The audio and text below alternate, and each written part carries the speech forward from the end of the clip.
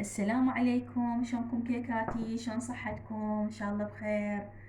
وهسه اليوم طلب بنية رادت من عندي المروار.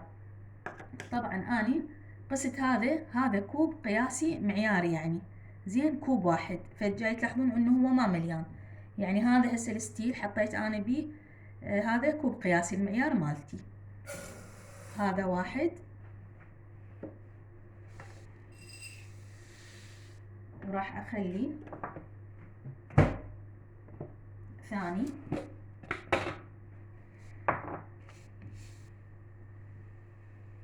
طبعا الشكر مالتي بارد لان انا خالته بالثلاجة. بقى بنات حبيباتي هذا همه.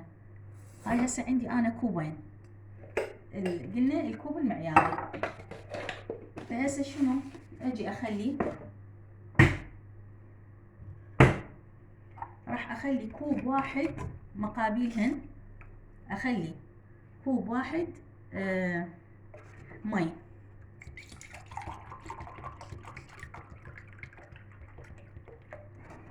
شوفوا يعني تقريبا بقد الشكر اللي خليته، مو خليت انا 2.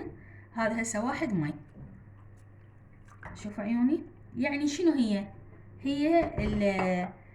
الشيرة او القطر مال الحلويات. اني دائما من اريد اسوي بدون مقياس، بس لان اريد اضبط وياكم الوضع فلازم يعني بقياس اعطيكم اياه.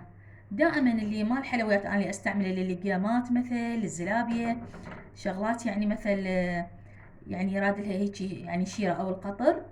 فاخليه شكر واخلي فوق من عنده باصبع ماء، يعني شلون طبخة التمن هيجي بنات، يكون دائما قياسي مضبوط. هاي اني دائما برمضان اذا اريد اسوي حلويات او شيء دائما هاي الشيرة اتبع طريقتها. هسه بس خلي اجيب وياكم لو عصرة ليمون، نص ليمونة يا أمه تحطين شوية، أو خلي أقيس لكم قياس أحسن حتى لا يصير عندكم مثل خربطة بشي. شوفوا حبايب، ملعقة الشاي أحسن لي من هيجي بالقبق. زين، نص ملعقة الشاي. هاي ليش استعملها أنا؟ حتى لا يشكر عندي. هسه إذا ما خلينا الليمون دوزي أو عصرة الليمون بنات يشكر بعدين ماكو بنبرد، يرجع الشكر يتجمع فوق، فلازم ضروري يتخلى يعني بالشيرة. هسه شنو عندي؟ أشغل النار عليه، بس خليه أحركه أول مرة بالبداية، أحركه يلا أشغل النار.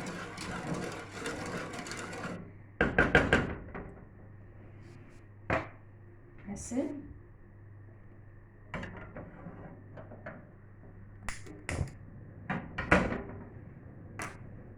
أشوف شنو هذا.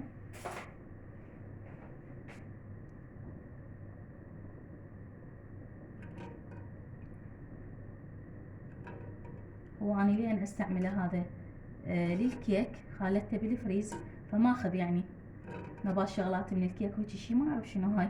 تعالي هاي هسه نخليه إلى أن يغلي بنات. زين حبايب،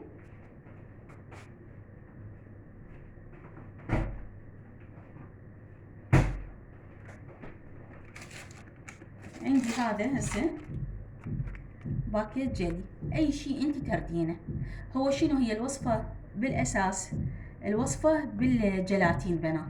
زين، فانا ما عندي جلاتين كلش قليل فما يصير. فايش راح اسوي؟ راح اسوي يعني بالجلي، لان الجلي بنسبة جلاتين، فراح استعمل هاي الطريقة. اخلي هذا الجلي،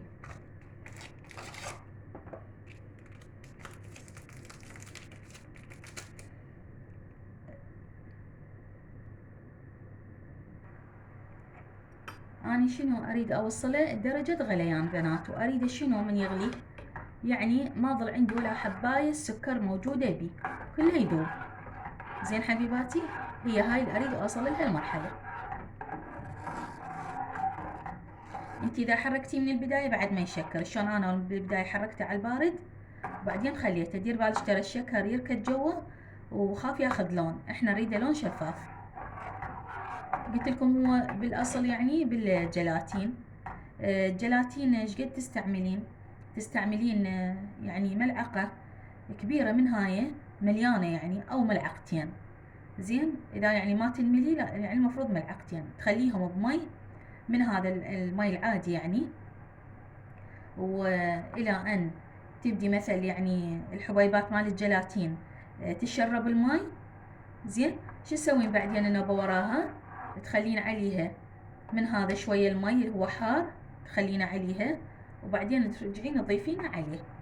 فاحنا شنو انا قلت لكم يعني انا سويت للبنات المواد المتواجده والرخيصه، ما نريد يعني نصرف هواي جيلاتين غالي.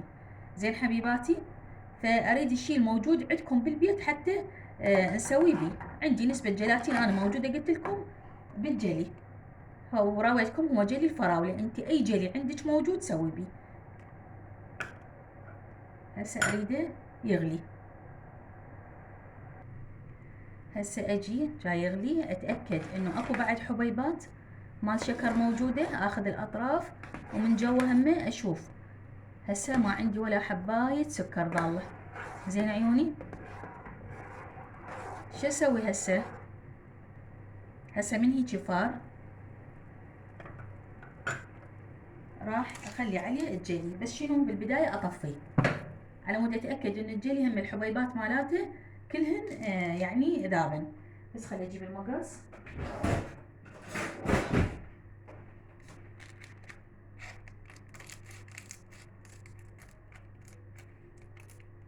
شوفوا عيوني هذا الجلي هسه، وهذا عندي جاي تلاحظونه بنات شلون ذاب ولا قطره شكر عندي. تجيبين هذا الجلي وتخلينه زين بخلط مستمر.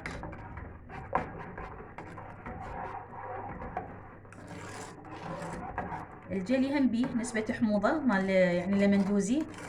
زين هم خالينهم وياه، اللون يجنن هسه مالته، يعني هذا اللون حلو. هسه تردين انت بعد تخلين كيفك. بالبداية بس اذوبه على مود عندي حبيبات الجيلاتين هاي ماكو تتفتح.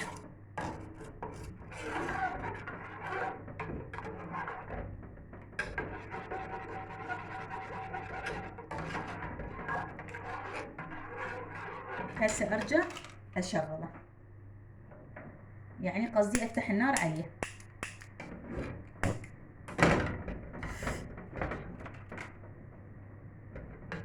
هسه اريده يغلي بنات، ياخذ وقت بالغلي تقريبا بالعشر دقائق. زين عيوني، يعني اريد هاي الكمية اللي انا سويتها اريدها شوية الماء يتبخر، نسبة من الماء تتبخر من عنده. زين حتى يصير عندي الشكل المطلوب مال الجلي المروار.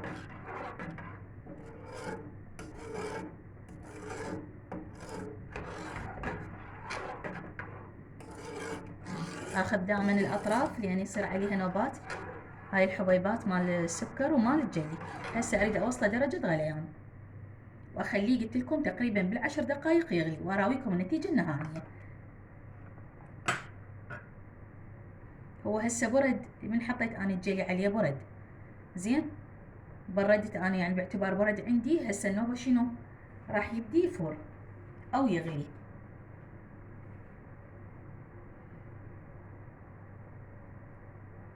طبعا هذا الفيديو احتمال ما راح اسرعه لكم بنات، يعني على طبيعته راح اخليه، بس ما ادري بعد شو وقت يوصل. هسه تقريبا تسجيلي انا سجلت تقريبا هسه انا مسجله بالعشرة ضبط الصبح يوم السبت.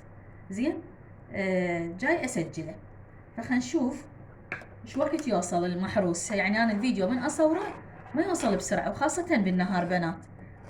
ضليت اخلي بالليل الفيديو اشوف المشاهدات مو هالقد تجي عليه، من كنت اخلي بالنهار حسب اللي معودتكم عليه لا كانت تجي له مشاهدات يعني رأسا ما احس الا يعني يرتفع للمليون. العفو للالف يا مليون. ان شاء الله نصير للمليون ماكو شي صعب، وان شاء الله الحلقة اللي وراها ان شاء الله الفيديو اللي وراه اللي يجي راح اسوي لكم. بنية طلبت من عندي تتذكرون الكيكة اللي خليتها بالستوريات البنفسجي واللون الذهبي.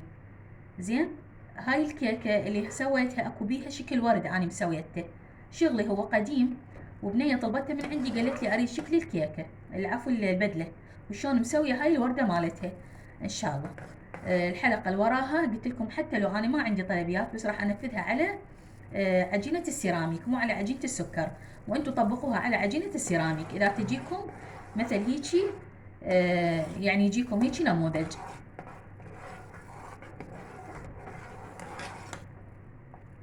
شوفوا بنات اخليه يغلي، ياخذ وقت بالغلي. اريد ابخر نسبة من المي مالته تقريبا 10 دقائق.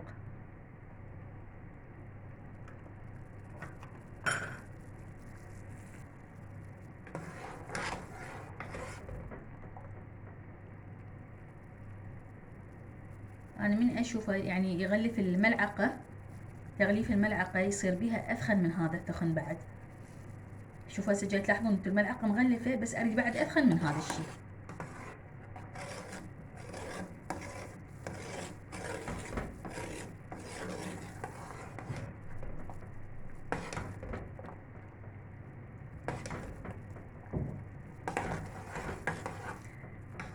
طبعا هاي اسهل طريقة بنات، اسهل طريقة هي هاي، وشفتها يعني كلش يعني الوصفة مالتها مثل ما تقولون يعني شلون احسن بهواية. انا مسويتها بالجيلاتين بنات، مو ما مسويتها، سويتها قبل كان بدون تسجيل، بس قلت لكم الجيلاتين غالي، فبعد يعني مثل ما تقولون يعني شفت البديل شنو هو.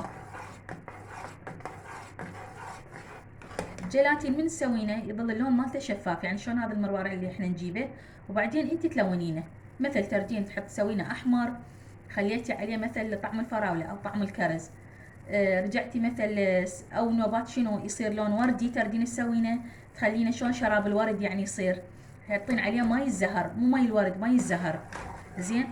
مثل لون اصفر تخلين عليه اذا هو شفاف تخلي له ليمون، او لون برتقالي تحطين مثل طعم البرتقال، زين، والاصفر تحطي له ليمون او الطعم مالت الموز، يعني حسب اللي انت تردينه. هذا هسه طعمه منه وبي، حتى طعم وهاي ما يحتاج لان يعني الريحه تجنن مالت الفراوله طالعه.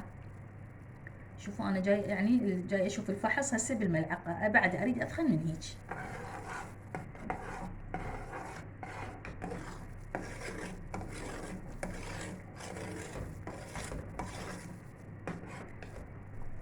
طبعا خالته على العالي بنات، مو ناس الطباخ لا، على علوة خالته، بس عين الوسط ما اخلي على العالي لان انا ما اريد هاي الجوانب تحترق. هسه جاي تلاحظون انتم كل شويه جاي اخذها.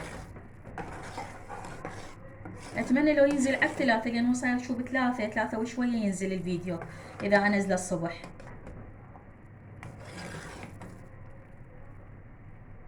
هسه انا شنو اريد اوصل، راح اراويكم شغله بس خليه يبرد هذا.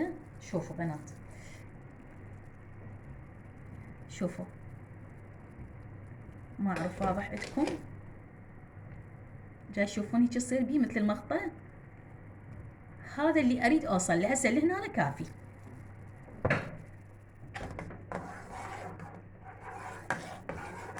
وهسه تلاحظونه من يبرد راح يصير شكل ولا اروع منه.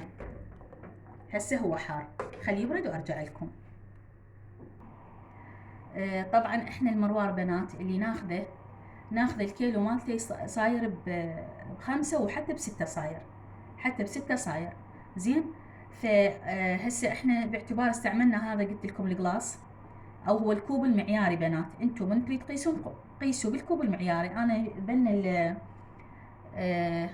قولوا يا حبايب الكوب المعياري بالمجمدة موجود، زين. فاثنيناتهم بالطحين ما ردت بعد يعني اخذه اغسله، بس عرفت انه شلون قست، انا عرفت هذا كوب قسته بهذا النص كوب، حطيت 2 هنا فشفته ما ملي، عرفت القياس كوب كامل.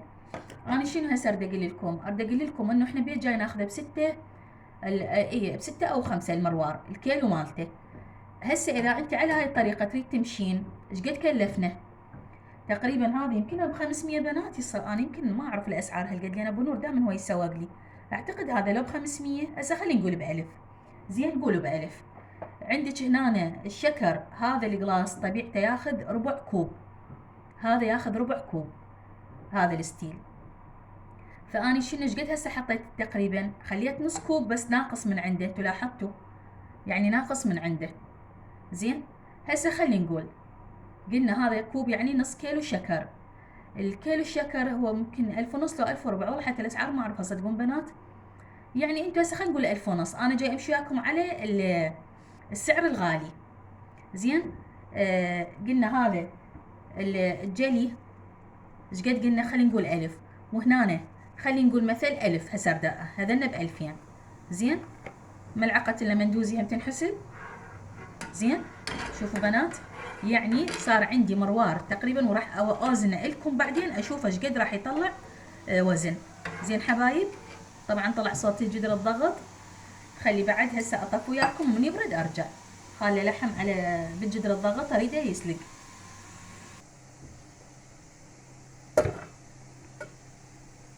يعني اريد اخذ جرم هذا القالب هسه.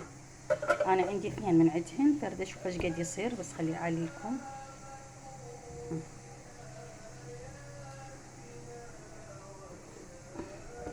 هاي بنات شوفوا قدامكم فارغ. هسه اخذ الجرم مالته، هاي مالت الميزان،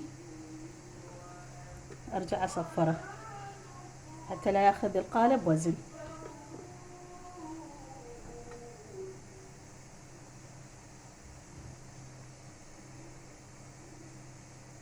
هاي تمام هسه، وشوف الشكل النهائي اللي صار بيه. شوفوا المروار حبيباتي، جاي شوفوا القوام مالته، هو هذا القوام اللي اريده.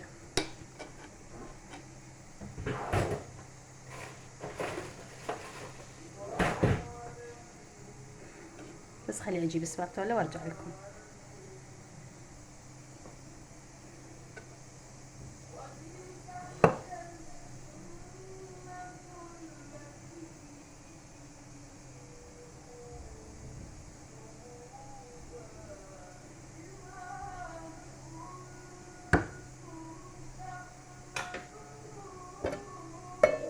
هاي قدامكم هسه ما بي اي شيء، حتى نشوف الوزن. وهنا عندنا بالميزان الوزن صفر، هسه مصفر التعاني.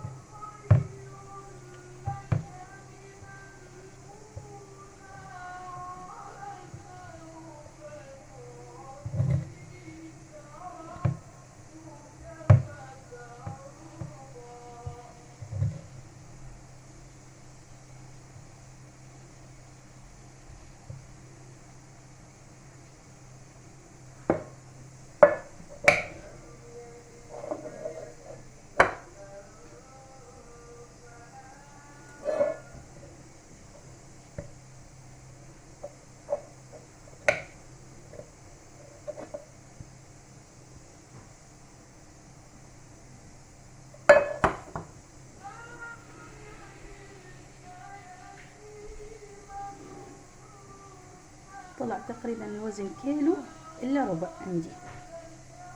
هذا بنات شوفوا